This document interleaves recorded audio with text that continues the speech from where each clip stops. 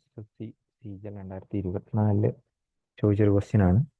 Question ഇതാണ് പറഞ്ഞിരിക്കുന്നത്: ഒരു കോൺസ്റ്റിറ്റ്യുവൻസിയിലെ 45% ഓഫ് ടോട്ടൽ വോട്ടേഴ്സ് മെയിലാണ്, ബാക്കിയുള്ളത് ഫീമെയിലാണ്.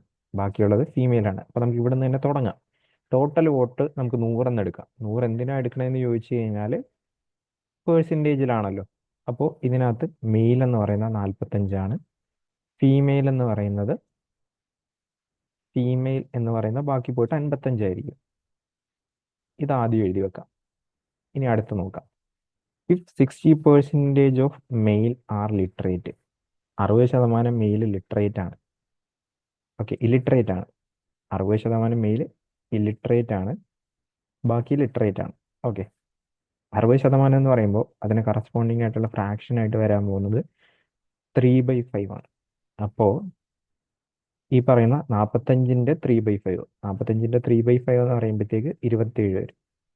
ബാക്കി പോയിട്ട് 18 പേരായിരിക്കും ലിറ്ററേറ്റ് വരുന്നത്.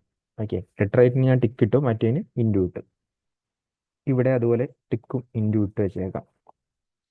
ഇനി 60% of female are literate, 60% of female literate ആണ്. 3/5 ഇതിൻ്റെയും 3/5, അതായത് 33 പേര്. ബാക്കി പോയിട്ട് ഇവിടെ 22 പേര്. Okay, then by what percentage the number of illiterate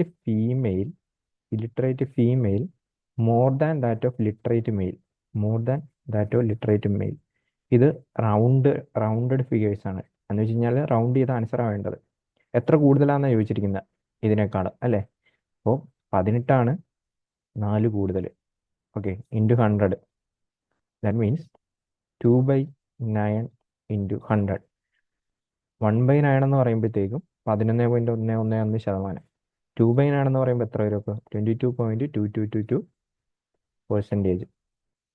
ഇതായിരിക്കും ഈ ക്വസ്റ്റ്യൻ്റെ ആൻസർ ആയിട്ട് വരുന്നത്.